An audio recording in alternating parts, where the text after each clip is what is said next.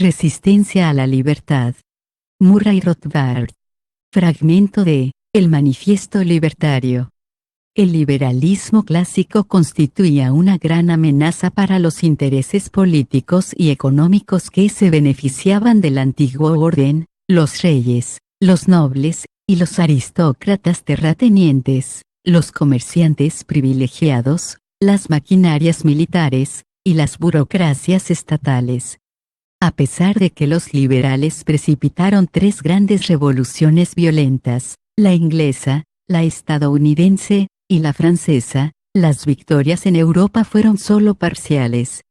La resistencia se mantuvo firme y se las ingenió para conservar exitosamente el monopolio de tierras, el establishment religioso, y la política exterior militarista. También, por algún tiempo, el sufragio estuvo restringido a la élite adinerada.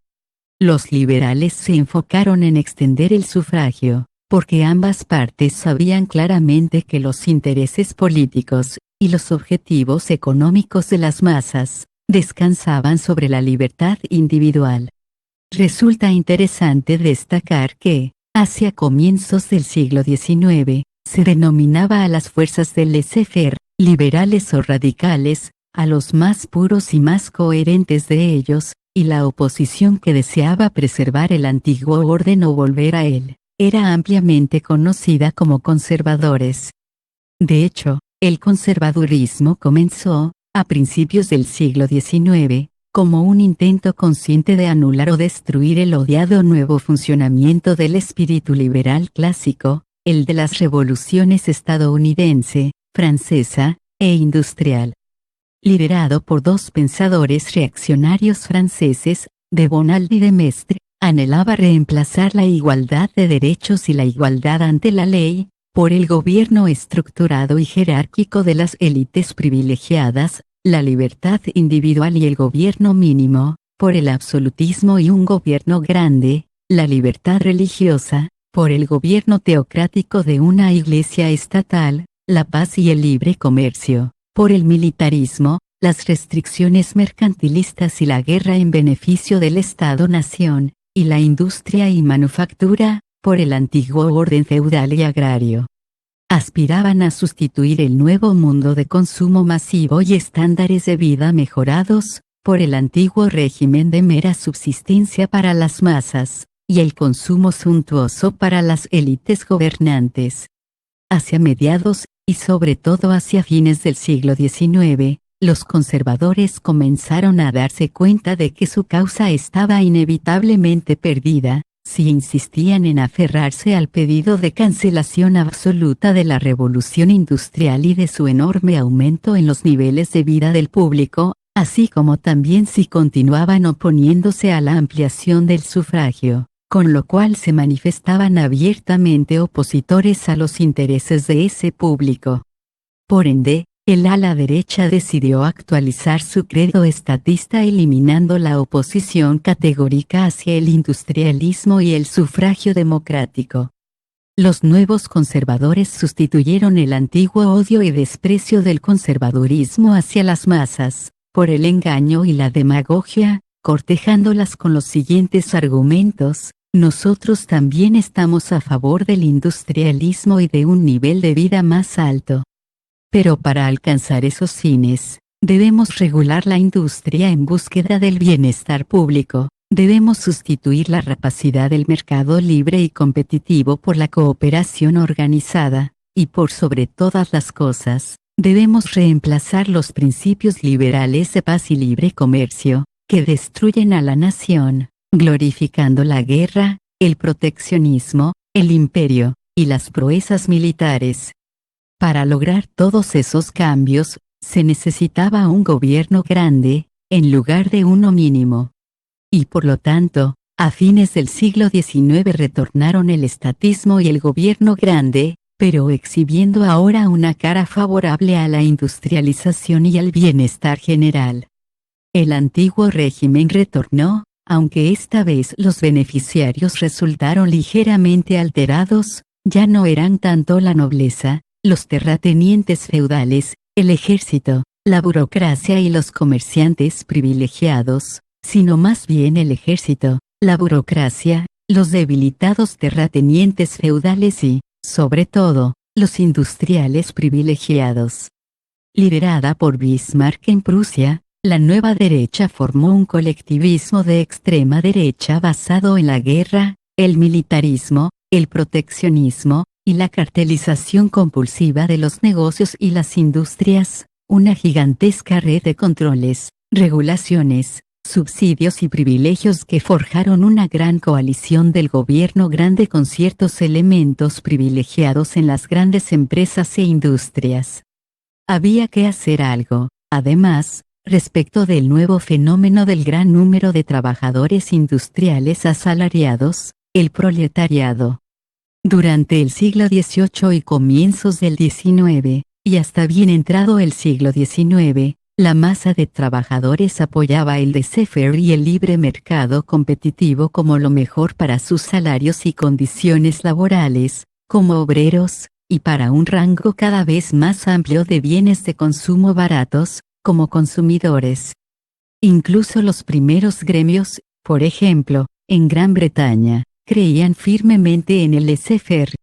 Los nuevos conservadores, guiados por Bismarck en Alemania y Disraeli en Gran Bretaña, debilitaron la voluntad libertaria de los trabajadores derramando lágrimas de cocodrilo respecto de las condiciones de la mano de obra industrial, cartelizando y regulando la industria, poniendo trabas intencionalmente a la competencia eficiente.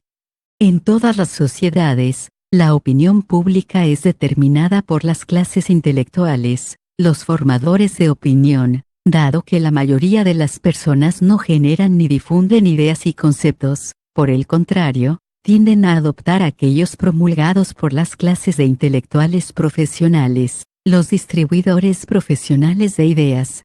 Como veremos más adelante, a lo largo de la historia los déspotas y las élites estatales gobernantes necesitaron mucho más los servicios de los intelectuales para que mantuvieran a los ciudadanos quietos dentro de una sociedad libre, porque los estados siempre se han servido de intelectuales formadores de opinión para embaucar al público con la idea de que su gobierno es sabio, bueno, e inevitable. Hasta el advenimiento del mundo moderno, esos intelectuales inevitablemente eran clérigos, o los hechiceros, los custodios de la religión. Era una cómoda alianza esta antigua sociedad entre la Iglesia y el Estado. La Iglesia informaba a sus engañadas huestes que el rey gobernaba por mandato divino, y por lo tanto, había que obedecerle. A cambio, el rey encauzaba gran parte de los ingresos impositivos hacia las arcas de la Iglesia. De ahí viene la gran importancia, para los liberales clásicos libertarios, del éxito en su objetivo de separar la Iglesia y el Estado. En el nuevo mundo liberal los intelectuales podían ser no confesionales, podían ganarse la vida por sí mismos, en el mercado, sin depender de la subvención estatal. Por lo tanto, para establecer su nuevo orden estatista, su Estado corporativo neomercantilista, los nuevos conservadores tuvieron que forjar una nueva alianza entre los intelectuales y el Estado. En una era de creciente secularización, esto significó que la alianza debía realizarse con intelectuales laicos, más que con los eclesiásticos, específicamente, con la nueva casta de profesores, doctores, historiadores, maestros y economistas tecnócratas, trabajadores sociales, sociólogos, médicos e ingenieros. Esta restaurada alianza se llevó a cabo en dos partes. A comienzos del siglo XIX, los conservadores se apoyaron fuertemente en las supuestas virtudes de la irracionalidad, el romanticismo, la tradición, y la teocracia. Poniendo énfasis en el valor de la tradición y de los símbolos irracionales, pudieron engañar al público para que siguiera aceptando el gobierno jerárquico privilegiado, y continuara adorando al Estado-nación y a su maquinaria bélica. En los últimos años del siglo XIX, el nuevo conservadurismo se revistió de los adornos de la razón y de la ciencia. Ahora era la ciencia la que supuestamente requería que el gobierno de la economía y de la sociedad estuviera en manos de tecnócratas expertos. A cambio de difundir este mensaje entre el público, la nueva casta de intelectuales fue recompensada con puestos de trabajo y prestigio como apologistas del nuevo orden, y planificadores y reguladores de la nueva economía y la nueva sociedad cartelizadas.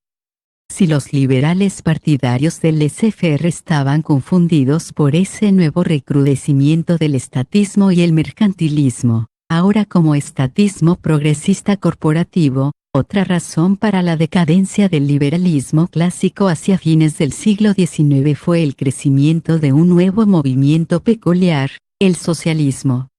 Este comenzó en la década de 1830 y se expandió enormemente después de 1880.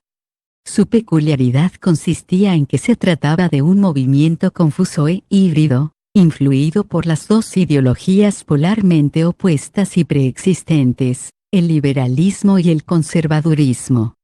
De los liberales clásicos, los socialistas tomaron una franca aceptación del industrialismo y de la revolución industrial, una temprana glorificación de la ciencia y la razón, y una devoción, al menos retórica, por los ideales liberales clásicos tales como la paz, la libertad individual y un nivel de vida ascendente.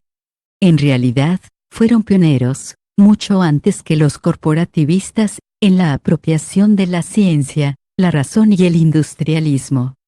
Y no solo adoptaron la adhesión liberal clásica a la democracia, sino que la sobrepasaron abogando por una democracia expandida, en la cual el pueblo administraría la economía y todo lo demás. Por otro lado, los socialistas tomaron de los conservadores la devoción hacia la coerción y los medios estatistas para tratar de lograr sus objetivos liberales. La armonía industrial y el crecimiento se alcanzarían sobredimensionando el Estado hasta convertirlo en una institución todopoderosa, reguladora de la economía y de la sociedad en nombre de la ciencia. Pero lo peor del ascenso del movimiento socialista, fue que desplazó a los liberales clásicos de su posición de izquierda, es decir, del lugar del Partido de la Esperanza, del radicalismo, de la revolución en el mundo occidental. Así como durante la Revolución Francesa los defensores del ancien régimen se sentaban a la derecha de la Asamblea, los liberales y radicales se ubicaban a la izquierda. Desde entonces y hasta el nacimiento del socialismo, los liberales clásicos libertarios fueron conocidos como la izquierda, incluso como la extrema izquierda, en el espectro ideológico. Hasta fines de 1848, los militantes del liberalismo francés del laissez-faire, como Frédéric Bastiat, se sentaban a la izquierda en la Asamblea Nacional. Los liberales clásicos habían comenzado como el Partido Radical, revolucionario en Occidente, como el Partido de la Esperanza y del Cambio en nombre de la libertad, la paz y el progreso. Fue un grave error estratégico dejarse desplazar, permitir que los socialistas se presentaran como el partido de la izquierda, dejando a los liberales falsamente colocados en una posición centrista poco clara, con el socialismo y el conservadurismo como polos opuestos. Dado que el libertarianismo es precisamente un partido de cambio y de progreso hacia la libertad, al abandonar ese rol abandonaron también gran parte de su razón de ser, en la realidad o en la mente del público. Pero nada de eso hubiera sucedido, si los liberales clásicos no hubiesen permitido su propia decadencia interna. Podrían haber hecho notar que el socialismo era un movimiento confuso, contradictorio y cuasi conservador, que era una monarquía absoluta y un feudalismo con cara moderna, y que ellos seguían siendo los únicos verdaderos radicales intrépidos que no aceptarían otra cosa que la total victoria del ideal libertario.